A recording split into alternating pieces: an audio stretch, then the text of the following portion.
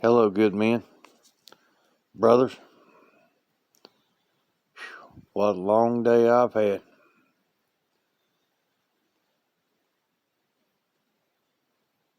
It just didn't go according to plan, but what day ever does? The cold weather down in Texas and across the country's finally made it here to Appalachia. Gonna get a bunch of freezing rain, ice. Might get lucky, some of it be snow. Might not, might all be ice. I had plans on today just cutting wood and splitting wood and getting it in, and job fell in my lap, $50 job.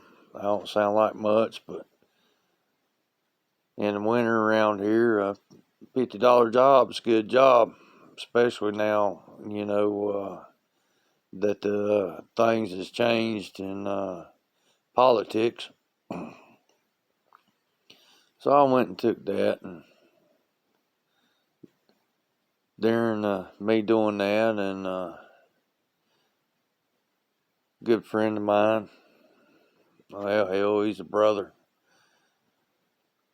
He really is. He taught me so much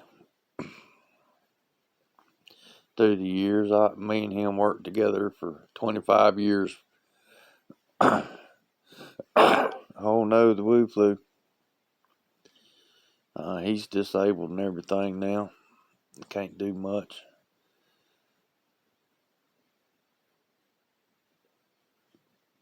And I dropped by.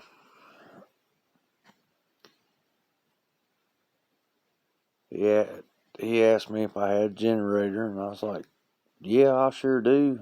I gotta get some gas for it so I can run it for my freezer and my refrigerator so my food don't go bad. He's like, oh, I understand that. I was like, well, why? He's like, well, I'm trying to find one to borrow. He's on oxygen and he's got to have it. He won't live without it. And if I'd been thinking, I'd took that generator over to him on the get go, but I wasn't. Didn't pay no attention. I told him, I was like, well, hell, I can't bring it back to you. Send your old lady up there. I'll give it to you. You can use it.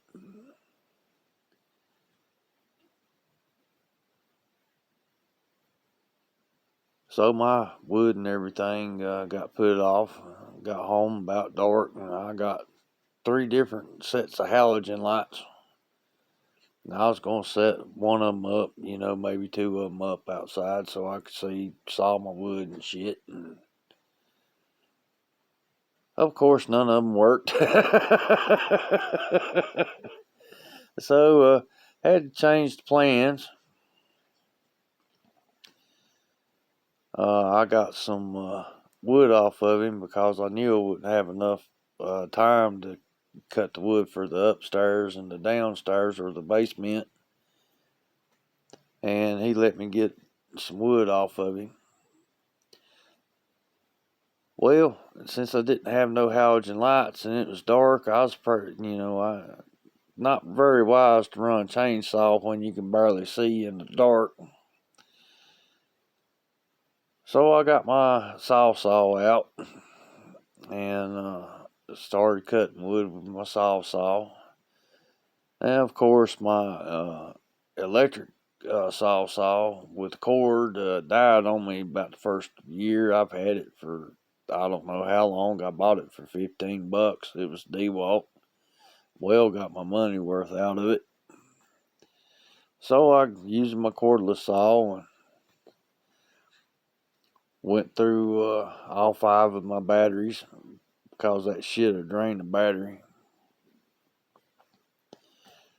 Put it back on the charge and everything. I had some wood cut and everything. I split all that. And by the time I got that split, my battery was charged back up and put another battery on it. And I sawed that wood for the basement up bring it up here. And I got 6 days worth of wood up here, what I had in, what I split, and what I cut. And right now, I'm waiting on my battery to finish charging. I'm going to go out there and cut some more just to make sure. I've got 4, maybe 5 days down in the basement already. But that's what we men do, isn't it? Something goes wrong, something don't go according to plan. Okay, let's do it this way. Let's do it that way. And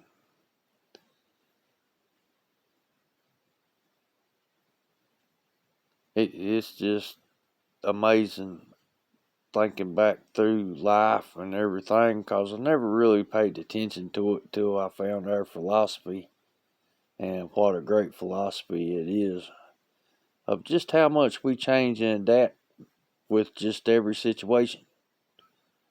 I mean, no matter what it is. If this don't work, let's try that. If that don't work, let's try this. But we figure it out and we get it done. It's pushing 1 o'clock in the morning. This battery would be done the next 30 minutes. And I'll get out of that battery, because it's my big one and my good one. I'll get another day and a half, 2 days worth of wood cut out of it. And it'd about finish up what I've run to go downstairs.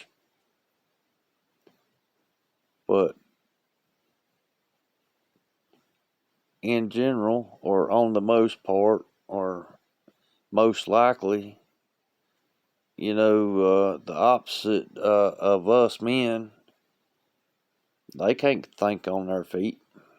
They can't adapt. They can't, say, oh, they just go, and get all emotional about the shit. And we's like, we got a problem, we got to solve it. How do we solve it? And we solve it.